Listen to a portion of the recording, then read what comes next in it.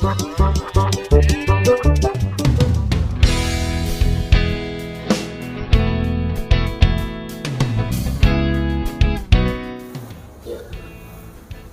Colenak, Sobat Tani, ini sekarang saya akan coba berbagi tentang laboratorium yang ada di BSIP Veteriner. Ya, karena tadi kan sudah diawali dari Kang Uka. Kang Uka. Bahwa di BSIP Veteriner itu ada satu tugasnya adalah penerapan. Bukan penerapan. Iya, penerapan. Pengujian.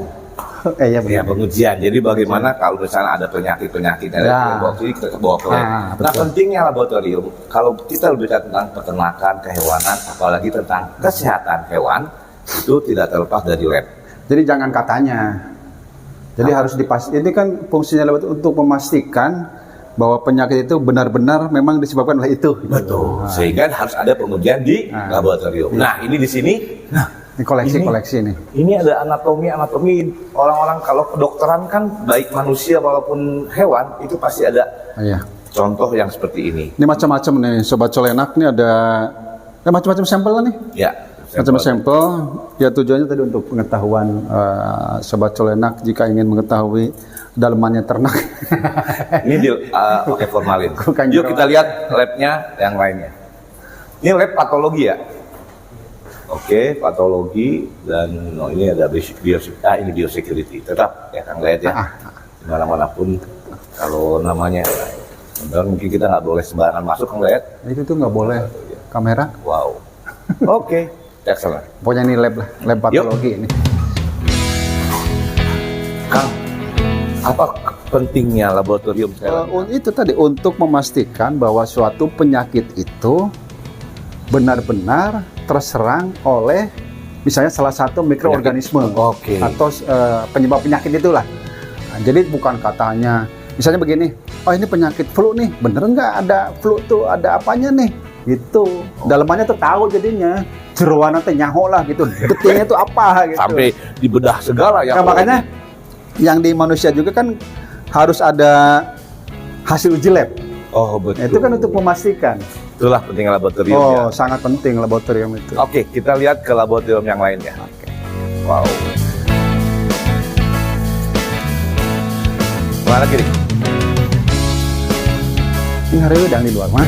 Sobat Colenak, Sobat Tani, kita sekarang lagi di depan unit diagnostik ya. Diagnostik. Diagnostik itu mungkin dari kata-kata diagnosa. Iya, dugaan. Berarti ketika menemukan satu penyakit dibawa ke sini dulu. Ya, didiagnosa dulu sebelum pemeriksaan lebih lanjut. Lanjut di laboratorium. Kita boleh masuk nih ya. Oke.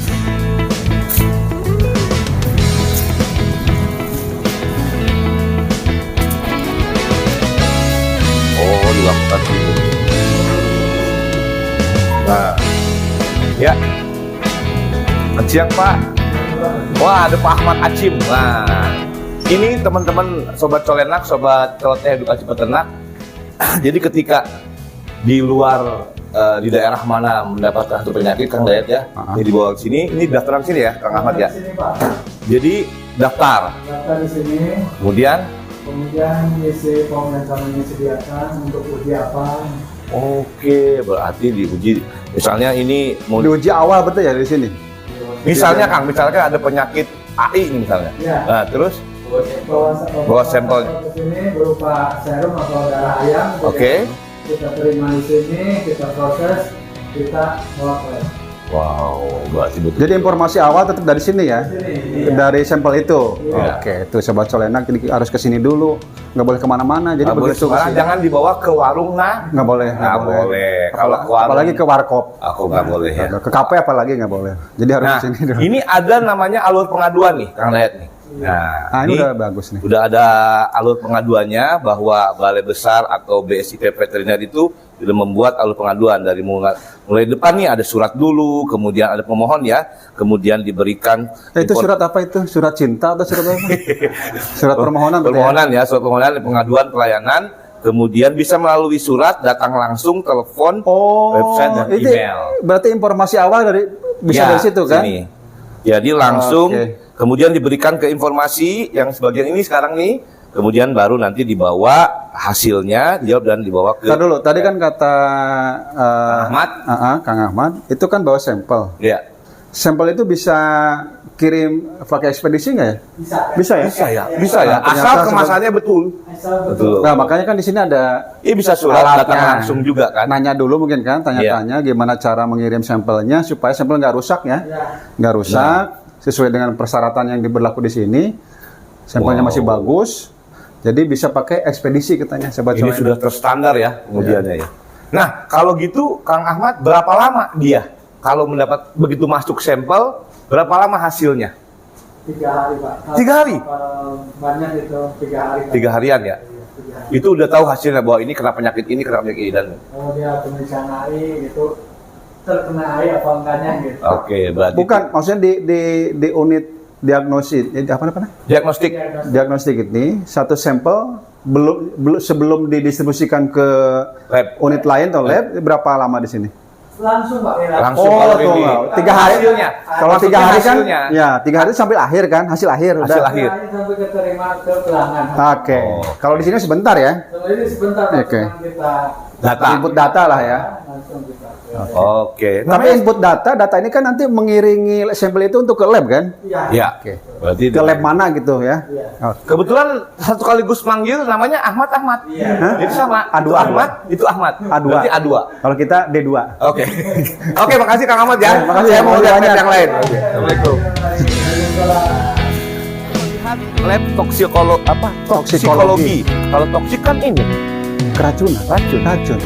Jadi ilmu yang mendalami tentang racun. Kalau bahasa Jaksel toksik. Apa? Toko. Oke. Wah, toksikologi. Nah ini dia. Toksikologi. Nggak boleh masuk ya Pak Erik? Jangan dah, kalau nggak boleh jangan. Nah, Kang Dayat kita masuk ke laboratorium toksikologi. Oke siap. Banyak racun nih. Berarti yang di dalam racun juga ya? Biangnya. Oh, biangnya. Assalamualaikum juga ya? Iya dong. Assalamualaikum. Wah, ini Pak Rahmat. Nah, ini. Aduh. Ini Kang Dayat, Kang Ahmad. Saya dari Pertanian dan Teknologi Podcast di segmen Celoteh Edukasi Peternak atau Colenak. Ini Kang, tadi saya kan udah masuk ke unit diagnostik. Kemudian ada lab toksikologi. Kalau toksik mah racun bener. Ya, berbeda ke bidang pengujian ke arah toksikologi keracunan. Oke, itu gimana Kang contohnya seperti apa? Salah satu pengujian yang ada di sini, salah satunya yaitu pengujian ke arah mikotoksin. Miko. Miko ya? Mikotoksin. Itu apa? Kalau di Indonesia kan apa Pak? Kalau di Indonesia kan yaitu pengujian yang disebabkan oleh racun yang dihasilkan oleh cendawan maupun Oh, cendawan, jamur, Miko ya? Iya, Miko, karena itu ada beberapa cendawan yang memang bisa menghasilkan senyawa yang bersifat racun. Waduh, tuh. Nanti kita Hati-hati bisa yang punya nama pengujian. Miko tuh. Salah satunya pengujian aflatoksin. Apla ya, aflatoksin. Kemudian juga itu baik mau aflatoksin B1, Ya. B1, kemudian ada mikotoksin yang lainnya. Ah, itu yang sering konsumen untuk minta bantuan ke BSI veteriner khususnya laboratorium toksikologi itu dari bahan pangan Ya, atau bahan pakan untuk sebetulnya sesuai dengan salah satu tupoksinya itu untuk bisa melakukan pengujian di bidang yang tadi salah satunya bidang mikotoksin, kemudian juga pestiside, kemudian juga antibiotik, juga keracunan. Oh, Nah, gitu. terutama yang disebabkan oleh pakan. Pakan ya? Ya, salah satu yang bisa kita lakukan pengujian yaitu bahan bakunya pakan maupun bahan pakan.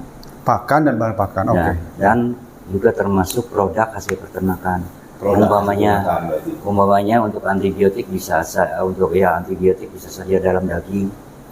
Jadi memeriksa daging itu apakah ada antibiotiknya atau tidak gitu. Iya. Oh, gitu. Oke.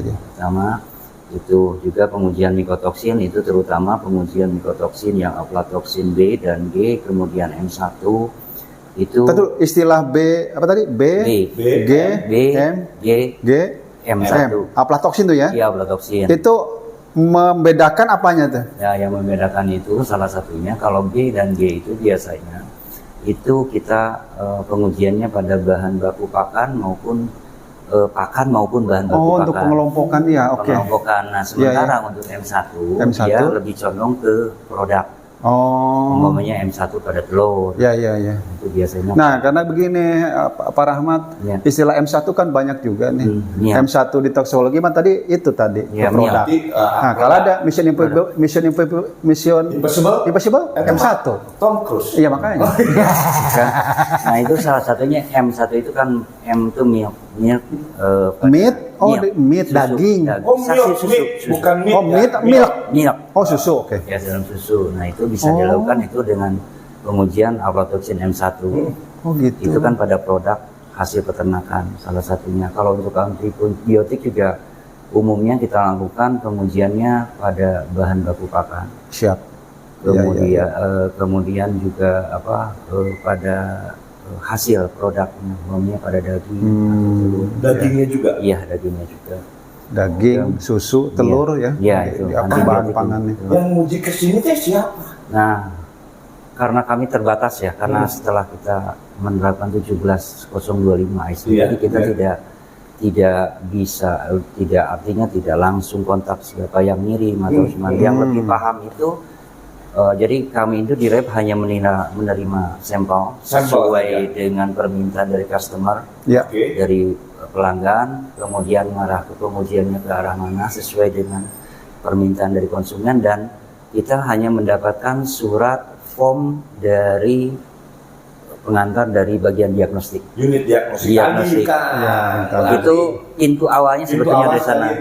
Jadi kalau misalnya Bapak umpamanya akan melakukan pengujian, langkah pertama yaitu mendatangi ke unit diagnostik dengan surat permohonan. Nah, dari situ nanti permintaannya pengujiannya apa, dari sana dikasih surat pengantar, kasih kode sampel, disesuaikan dengan permintaannya apa di bidang toksikologi, bio atau ke bagian yang lain. Kalau misalnya begini Pak Rahmat, si customer itu misalnya ingin diperiksa nih, dia punya bahan pakan misalnya atau pakan, ingin diperiksa apakah ini mengandung antibiotik, apakah ini ada jamurnya atau tidak, itu kan berarti ada dua uji yang berbeda nih, dua uji yang berbeda.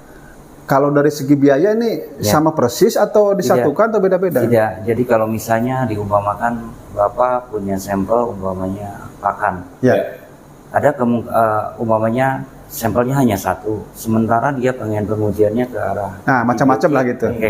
Umumnya 2 parameter atau 3 parameter. Lah saya simpelnya 2 parameter. Dia pengen melakukan pengujian aflatoxin. Kemudian si sampel itu pun minta diuji ke arah antibiotik. Nah, dua parameter yang berbeda dengan cost yang berbeda, ada tarif yang berbeda. Sesuai dengan pengujian. Jadi bisa saja satu sampel dia minta pengujian 2 atau 3, tinggal dikalikan. Artinya biaya itu tergantung parameternya kan? Mengikuti parameternya berapa banyak, disesuaikan dengan itu. Keren Kang ya, kita tuh punya seperti ini ya. Dan itu tadi dikatakan oleh Kang Uka bahwa biayanya itu Sobat Colenak itu adalah standar PNBP ya? Iya, standar PNBP yang artinya nggak terlalu mahal. Jadi gini, Sobat Colenak misalnya yang punya usaha hasil ternak tadi, kalau kita ingin juga melindungi konsumen, harus bisa menguji seperti ini ya. Dan ini sudah ada fasilitas di negara ini, khususnya di Kota Bogor yang ada di BSIP Veteriner. Dan itu tadi Sobat Colenak, pengiriman sampel kalau ragu bisa langsung bertanya ke sini lah. Tanya ke sini, mungkin website juga ada ya. Iya betul, ada email, website, dan ada Instagramnya ya, ada media sosialnya. Jadi tanya dulu cara penilaian sampel supaya tidak rusak, datang ke sini, tidak harus datang ke sini. Yang penting sampelnya sesuai yang diinginkan oleh BB Veteriner ini. Jadi tidak rusak lah sampelnya. Dan sekalian tanya-tanya silahkan biayanya berapa. Ini terutama untuk Sobat Colenak yang mempunyai usaha atau akan mendirikan usaha di bidang kuliner. Betul. Itu bisa melihat produknya itu apakah tadi seperti Pak Rahmat katakan, apakah aman dari antibiotik, aman dari jamur, dari apa tadi spora apa namanya? Jadi Cendawan gitu ya bisa. Wah, ini Dan itu hasilnya atas nama negara loh ini, bukan atas nama Jadi Bogor. hanya Atas nama sedikit negara. tambahan juga, jadi yang tadi Bapak itu sampaikan, jadi sebetulnya informasi itu sudah ada nanti di website. Ya, websitenya Nah, jadi itu artinya dia. begini, kalau misalnya kita akan melakukan pengujian, tanyakan dulu bagaimana cara pengemasan. Betul. Artinya begini, jangan sampai niatnya kita baik, karena proses pengirimannya, pengemasannya tidak baik, akhirnya Habis di sini ini rusak. Nah, Betul. biasanya penanganan dari setiap sampel itu Ya. itu berbeda-beda. Ya. Nanti barangkali informasi itu bisa Ya. ditanyakan ke bagian Ya. pelayanan diagnostik. Jadi mereka akan memberikan arahan sesuai dengan aturan-aturannya, kemudian minimum berat yang harus Nah, itu dibawa, teknisnya. jumlah sampel, kemudian cara mengemasannya, tentunya pengemasan perlakuan sampel itu berbeda-beda. betul. Setiap sampel kemasannya pun beda. Beda. Karena gini Kang Dani, misalnya ada satu konsumen atau customer nih ingin mengirimkan sampel. Sampel kan nggak mungkin ngirim 2 kintal. Nah, tanya dulu lah. Ya. Minimal berapa berat? Ya. Ngirim 2 kintal pakai enakan parah Ya. ya. Ada ngirim darah dikemasnya pakai es kambo. Ada persyaratan Ada teknis. standarnya. Persyaratan Sehingga teknis. tidak mengurus pengujiannya. Oke, Kang. Apa dong alat-alat ini apa? Oh, Mana? oke. Kang? Boleh nggak kita? Pak? Boleh, silakan. Kebetulan di sini ada beberapa alat yang memang Mana tadi akan bilang katanya Oke. untuk cendawan dan ini. Oke, kalau kita lebih banyak ke analisa menggunakan HPLC. Sebetulnya ini ada salah satunya ini ada HPLC. Kita punya beberapa alat HPLC.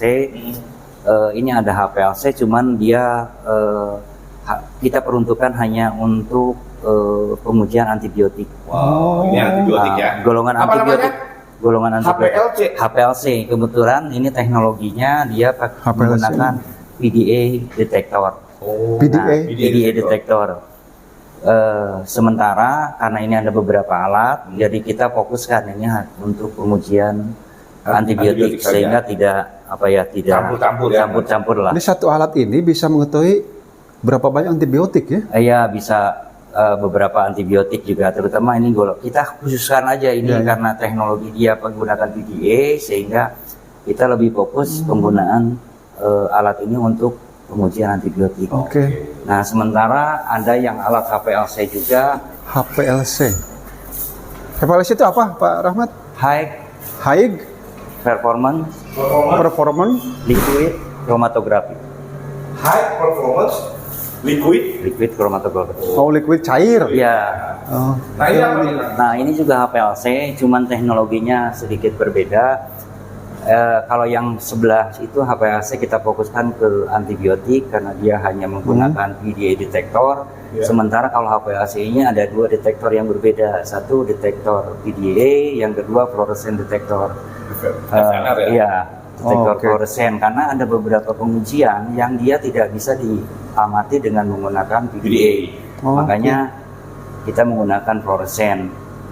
Nah, bukan berarti ini tidak bisa untuk antibiotik, karena ini ada 2 ya, supaya bisa bekerja tidak membebankan ke satu alat. iya. Yang sana antibiotik, yang di sini lebih banyak pengujiannya lah. Ya. Artinya kalau sampel pas banyak bisa dua-duanya Bisa dipakai lah. dua-duanya. Kalau darurat ya bisa Ya, di sini ya, artinya. Cuman penggunaan fluorescent detektor itu disesuaikan dengan metode pengujian. Siap. Oke. Itu salah satunya. Juga ada di sini untuk pesticide, kita kebetulan ada alat 2. Kebetulan ada GC sama GC yang masih konvensional sebetulnya versi. Ini untuk khusus untuk pengujian Pesticide. pesticide. Pesticide. Ya, pestisida. Ya, untuk golongan organoklorid. Yang diuji apanya pestisida itu? Pestisida Sampelnya apa yang diuji? sampelnya bahannya bisa pakan, bahan pakan juga bisa. Parameternya apa untuk pestisida? Tetap tadi Berapa? parameter yang diinginkan, yang ingin diketahui oleh customer itu apa kira-kira? Parameternya itu untuk pengujian ini untuk pestisida golongan, kebetulan detektornya ECD detektor, dia Ya. spesifik untuk pengujian golongan organoklorid. Golongan organoklorid kan banyak. Oke. Ada lindan, ada heptaklor, ada klorpirifos, saya nggak tahu lah. Sobat Colenak banyak banget. Pokoknya ada Banyak banget. berapa lah. Jadi pengujiannya seperti itu, kebetulan alatnya seperti ini, ada 2. Oh, saya kira tadi karena pestisida, saya kira untuk Tanaman.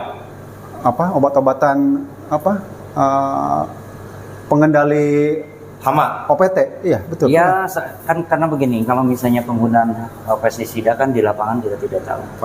Oke, I see. Oke, saya ngerti Bisa sekarang. aja kelupaan Bisa kita. saja. Berarti Oh, dia apa. memeriksa Ke rumput. produk Nah. yang menggunakan pestisida. Ya, Iya. bisa saja. Oke. Kita kan nggak tahu betul. Kita kan Iya tidak makanya. tahu. Siap. Kita kan melakukan pengujian kan sesuatu yang tidak tahu, tapi Iya, kita betul. pengen tahu Biar apa tahu. ada apa sih. Betul. Tapi ada yang menguji untuk presiden. Selama kebetulan ini masih dalam perawatan alatnya, sebetulnya kita bisa melakukan. Oke. Karena masih harus ada beberapa part yang memang harus diganti. Tuh, Sobat Colenak mau apa? Kalau menginginkan rasa penasaran, ingin tahu apakah ini ada unsur apa tadi Pestisida. pestisidanya?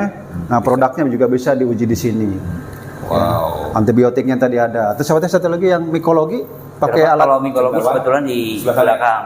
Oh, yang Di bagian mikologi dia hanya